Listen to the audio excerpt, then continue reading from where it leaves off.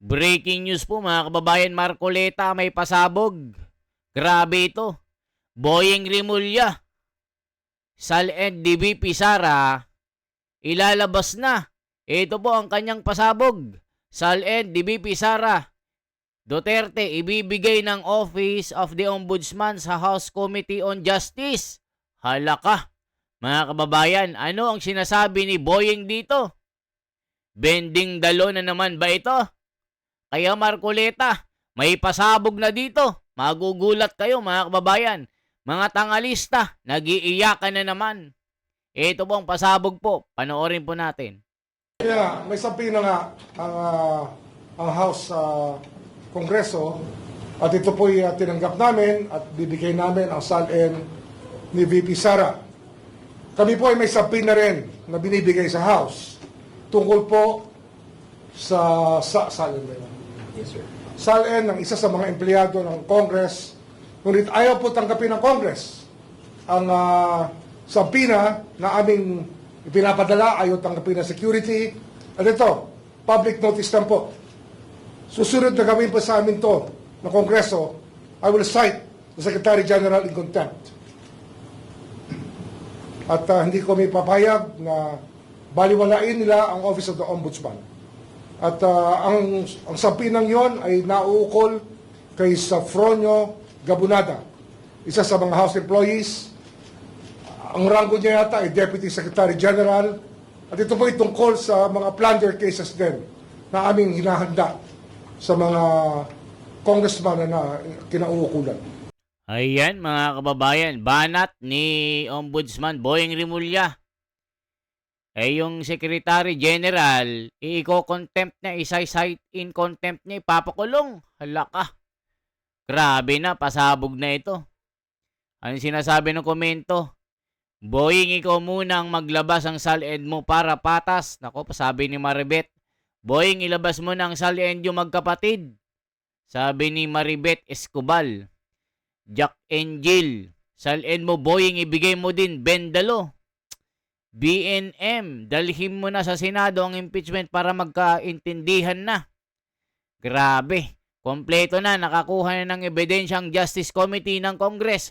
Kaya kompleto na ang sinasabing sufficient, informed, in ground and substance. Magaling, ang batas ay batas. Bendalo, halaka. Grabe ng Bendalo. Flood control related. Flood control related. At tataka kayo, hanggang ngayon, wala pa rin ang mga SALN ng Kongreso. At ito, fair warning na naman sa Secretary General na hindi po kami papayag. At sa linggong ito, pag hindi namin nakuha yung mga SALN na una namin hiningi, ay sususpindihin ko po siya mula sa posisyon. Magkasubukan na po ang ating legal system kung ito po ang kinakailangan. Ayan mga kababayan, pero sabi ng abogado ni Sara Duterte, ang bank accounts ay hindi pwedeng buksan. Naku po mga kababayan ko, bakbakan na itong fishing expedition na ito. Ito pong sabi mga kababayan, no? Panoorin nyo po ha. Bank accounts hindi pwedeng buksan. Naku po, yari na. Ibang klase itong labanan na ito. Bakbakan ng Bendalo. Anong sabi dito mga kababayan? Ito po ha. Panoorin lang po natin ito. Bank accounts hindi pwedeng buksan. Ito po. Bank accounts hindi pwedeng buksan. Ito po ang sabi ng kampo ni Sara. Nako, yung bangko nagsalita na po. Ang Monday, Ito po ang bangko nagsalita na ng bank accounts hindi pwedeng buksan. Makukulong ang sino mang congressman. Nako po mga kababayan ko.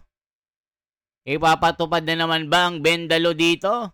Para lang masabi na mabuksan ang account ni Sara Duterte? Yari na. Ito po ang bank manager nagsalita na po. Ito. Impeachment, if I'm not mistaken, we're only on deliberating the impeachment, no? So wala pa tayo dun sa proper Trial. impeachment trial. Oo. So without the proper impeachment trial, there's no reason to disclose the bank account. So hindi pa siya, wala pang impeachment court na na-form. So yeah, as you mentioned, that's a fishing expedition. So, So, doon pa sir, lang eh. naririnig mo ito, you're from the private sector, ha? Can you tell us about bank secrecy? Can you readily pierce the veil of a private depositor? Sige. Just to give you a background, bakit kailangan natin bank secrecy law, yung rationale behind the law is the state or the government wants to ask the people to trust the banking system.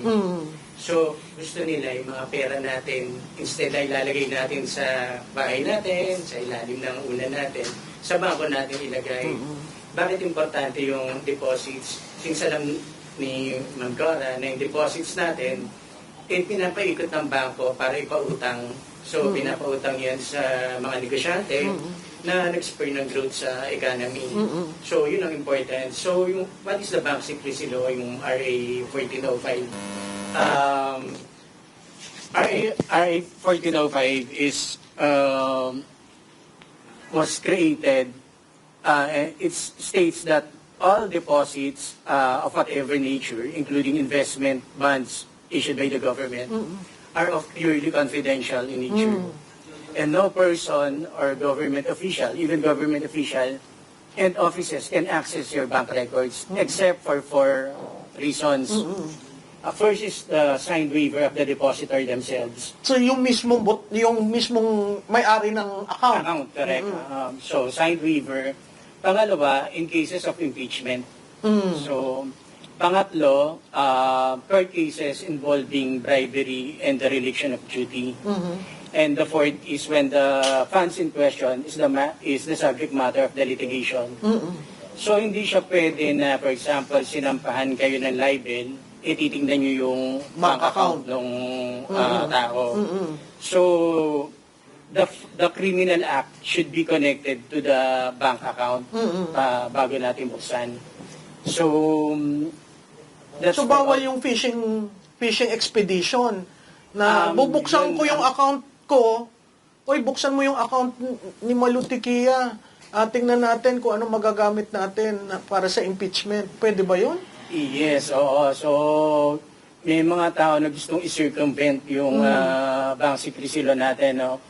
However, pag pumunta ka sa bangko or nagsubpoena ka sa isang bank officer requesting for a bank statement of account, liable si bank officer kung mag-provide siya ng...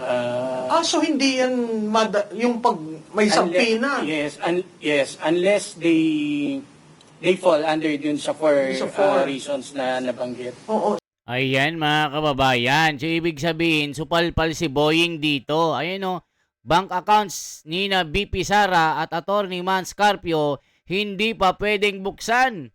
Ayon sa pahayag ng bank manager, Boying Rimulya magbebendalo.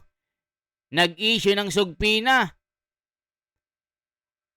Binalbal ng bank manager. Naku, kawawa naman. Kawawa si Boying dito. Binalbal ng manager.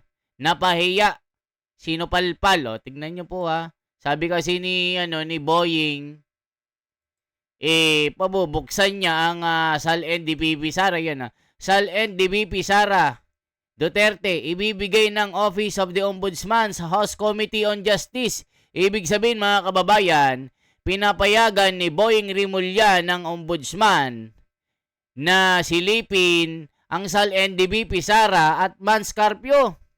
Nataliwas po sa sinasabi ng bank manager na hindi pwedeng buksan. Ayan o, bank accounts ni BP Sara at Man Scarpio hindi pwedeng buksan. Ala ka, yari na. Bendalo na naman ba ito? O, check natin si Boying May rason po ba yung House kung ba't sila tumanggit at meron pa official na pagpapit? Wala sa akin, wala hong dahilan dyan. Kung gusto may paraan, kung ayaw may dahilan. Ngunit hindi kami pumapayag sa kahit ano pang dahilan. Sapagkat sa sabina ng ombudsman ay sabina po ng batas. Ayan mga kababayan. So ibig sabihin, ibibendalo ni ombudsman itong rights ng mga kliyente ng mga bank accounts ng bangko na si Sara Duterte at Manscarpio. Sabi dito, hindi pa pwedeng buksan according to the bank manager, pero kay Remulla hindi pwedeng mga may dahilan. Batas ay batas. Nako, mga kababayan ko. O, check nyo po ha. Ito ha. Sir, sorry. Etong subpoena po for Sofronio ay para ibigay po ni Mr. Sofronio Babonada sa inyo yung mga sali ng isang congressman lang po or multiple individuals? Sala niya mismo. Ani Sofronio? Siya po yung aming inimbestigahan din dito sa Office of the Ombudsman. Ayan mga kababayan, kasi according to Boyeng Remulla po, pinaiimbestigahan din or pinapakasuhan si Martin Romualdez at Chis Escudero ng plunder. Alam ko parang plunder yun eh. So ituloy natin itong sinasabi ng bank manager na hindi pwedeng buksan. Ayun, hindi pa pwedeng buksan. Bank manager, naku po, away-away na ito. So question, can the bank open the account of a private individual? Open mean access? Yes.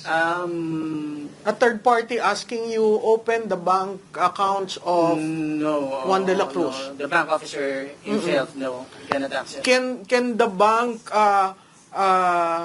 open the bank accounts of a previous president? No. Can the bank open the account of the husband of an incumbent Related official? accounts? No. Oo. No. So technically, When limited. the subpoena, just in case there's a ongoing court case, kailangan specify yung Sir, account idiretso name. ko, may impeachment. Ah. Gusto nilang buksan ng account ni BP, ni PRRD, ng asawa ni BP. Pwede ba yon? At this stage kasi of the impeachment, if I'm not mistaken, we're only on deliberating the impeachment, no? So wala pa tayo dun sa proper Trial. impeachment trial. Oo. So without the proper impeachment trial, there's no reason to disclose the bank account. So hindi pa siya, wala pang impeachment court na na-form. So yeah. As you mentioned, that's a fishing expedition. That's a fishing expedition, right? So if the House Committee on Justice gives you a subpoena, you as a bank manager, will Without that the impeachment. without the just the House? Yes, the bank officer will be criminally liable under the law. Ayan. Yes. What is the impact to the economy if we start shaking the banks? Siyempre, mawawala yung tiwala sa mga bangko. Di ba? O, pwede kang magka-bank run. Kasi siyempre, kunwari, ikaw yung bangko sa Bank ABC, nag-reveal ka, yung mga depositors mo maglalabas ng pera. Kasi wala silang tiwala. Baka mabigay nila yung details ko to anyone. Di ba? So kasi ang bank secrecy is about absolute confidentiality. Unless talagang may matigas na rason para ilabas yun. Hindi sila maglalabas. Yes. And aside din sa bank secrecy of bank deposits, meron din tayong FCDU Act, the Foreign Currency Deposit Act. Yes. Ito mas stricter to.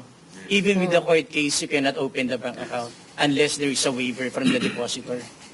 So, ang rationale naman Kaya behind pala yung this, dating speaker, hindi mabuksan yung yeah. So, mas maganda kung dollar yung account mo sa bank. Oo, kasi may dollar siya eh. Dun Kasi sa- pag nawala yung tiwala sa mga bangko, magkaka-systemic risk ka. So, with the crisis, Oh, yan, and with dadagdag this, ka pa. the shaking, Oh, dadagdag ka pa. that is bad for... The whole system. Interesting. And the investment people who are looking Yeah, exactly, to... Mag-invest diba? ako dito sa Pilipinas, pero sandali lang. Oo, Ang talagang gulo ninyo mapapag-isip. sa... Tapos Ang dami. ito sa bank. Daming issue. So, economic, financial, banking, and then security.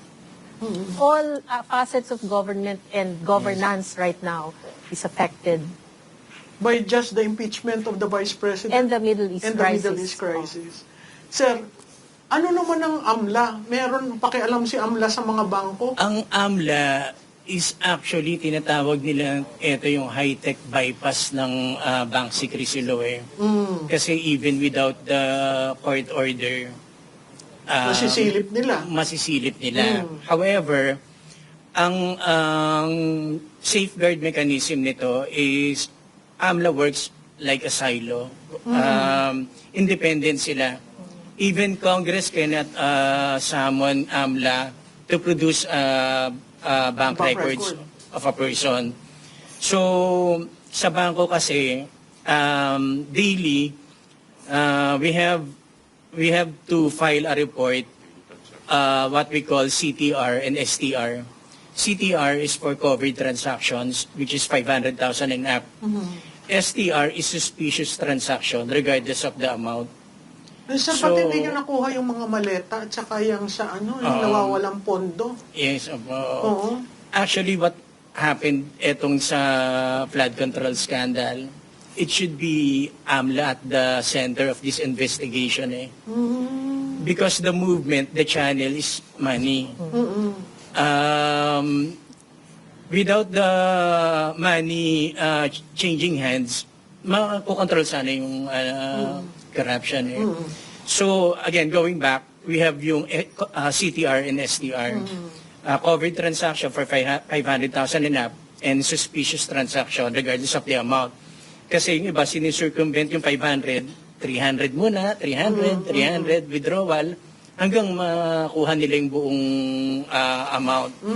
So, meron naman na, halimbawa, katulad yung kay Yusek Cabral, sorry interrupt ako ng interrupt. Di ba yung dalawa niyang anak nakuha lahat ang pondo dun sa account ni Yusek Cabral na ilabas? Oo. Yun yung hindi nila na-categorize as suspicious account. Yes. Like for example, ma'am, meron tayong isang business lang, parang street vendor. Biglang deposit siyang 300,000. Kumbaga, abnormal siya dun sa red flag na yun, average. So, eto, like for example, kung government employee tayo, ng source of income natin is our income, salary, tapos biglang may billions o hundreds of millions of account ka, dapat na-flag na yan ng bangko from the very start Na-flag na yan Even the withdrawals, if you have a legitimate transaction, why would you choose cash? When you have other modes of payment like manager's check, wire transfer, bakit ang nakikita natin is yung mga mali-malita na cash? So definitely, pag ang isang government employee is nag-withdraw ng cash na substantial amount, this should have been reported na sa AMLA as suspicious transaction. From there sana, na-action na ni AMLA. Kasi hindi siya commensurate doon sa source of income So would you, sir, say so that... ang nakikita ko nga missing link dito is from the very start, bakit hindi na-cite yung mga bangko with all these billions in withdrawals? Yes. So bakit, even the existing investigation, bakit parang wala hindi napapag-usapan yung paano nakakapag-withdraw sila na hindi naman commensurate sa income nila. Tsaka paano nagkakaroon sila ng account na... Ngayon, AMLA, parang working as an independent organization, should have looked into the transactions. Ayan, mga kababayan ko. Naku po, anong sinasabi naman ng mga kababayan natin? Naku po, kung mangyayari man yun, sabi ni Lilia Mala, dapat lahat din ng mga congressman at congresswoman usisain din ang kanilang bank accounts. Grabe ang sindikato sa Pilipinas. Yung mga politiko na sinapian ng demonyo. Hala ka. Sabi ni Sante, di yan alam ng Committee of False Justice. Paano uto-uto amo nilang nagtatago ngayon? Ako po. Mga attorney din naman sana yung nasa HOR pero nagpapakabobo kasi malaki ang natanggap. Hala ka. Sabi ni Angie Villarico. Sabi naman ni Linza 1309. May sariling batas mga krok. Nasa Congress kaya pinapa-open account mag eto, mga gawa kobra pang abuso. Grabe ang magnanakaw. All agencies of the government. Nako po mga kababayan. Mahigpit sila. Kapiranggot na deposit, tatawag agad ang AMLA kung saan galing yung pira. Diyan pa lang sigurado nag-report yung bangko sa AMLA. Pero sa flood control, ang laki-laking pera, bakit hindi na-trace ng AMLA? Hala ka, parang may sabwatan pag ganun. Grabe, Geraldine, no? Ranin. Mas maniniwala kami sa Senate and Supreme Court hearing. Hindi sa kangaroo court ni Luis Tro de Lima at Terry Ridon at Benny Abante. Hala ka. Yun siguro gagawin nila sa KOJC. Hala ka. Mga kababayan ko, matindi po ito. Bakit ito? They have that power, right? They have can the power. on their own. Yeah. And then they recommend. I'm not sure of the law, but I think they have to go through the courts of appeal to get the bank records. Oo. Kahit Pero AMLA. even Congress cannot ask or request AMLA, o AMLA mo ang may plunder dito, pa-investigahan yata. Hindi pwedeng. Dapat it should emanate from AMLA itself. And AMLA is supposed to be apolitical, right? Yes. Political. Should be a political. Should not be used for political motives. Oo, kasi nagamit yan I've heard kay from the Corona. news that a congressman is calling AMLA to Yes. investigate, So, hindi pwede. Hindi pwedeng i-dictate ng Congress ang AMLA. Should be the proper channels. Actually, Malu, meron pang ang isang transaction na dapat tignan nila kasi, di ba, nagpapalit ng 2 maleta ba yon? Na dollar. Oo, into dollars. Into dollars. So, yung nagpalit ng into dollars na yon, mukhang hindi bangko eh. Mukhang money market. money market. Oo. So, dapat tinitignan na rin ng AMLA yun or ng DSP. Ayan mga kababayan ko, kaya si Boying Rimulya, si palpal ng bank manager dito. Hindi pala basta-basta buksan ang mga bank account ng kahit sinong kliyente ng bangko. Ayan o. Kasi ibibigay na doon ni Boying Rimulya yung SAL-end nila eh. Diba? So ibig sabihin, yung mga bank na manager pwedeng ma-file ng criminal liability. Mga kababayan, sabi ni Boying, sa ayaw at sa gusto nila, makikita ang bank account. Ako, mga kababayan ko. Ano masasabi nyo dito? May bendalo na naman. For transparency, for a better democracy, this is a Wonders Philippines. Isang like, isang share po, isang subscribe. Salamat po mga kababayan. Ano kaya ang magiging kapalaran ni Inday Sara dito? Mananalo kaya ang mga buhaya, mga bendalo, mga maletagang dito? Para usigin si Sara Duterte na wala namang kasalanan?